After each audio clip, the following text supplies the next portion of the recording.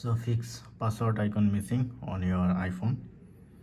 So in this case, simply open your app store and search on password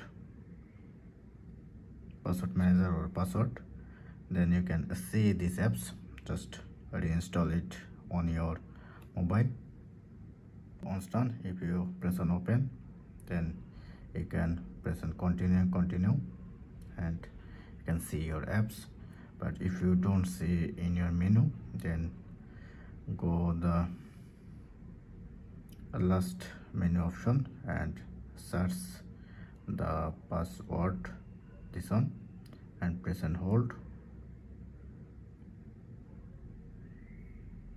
Then simply search on password and press and hold.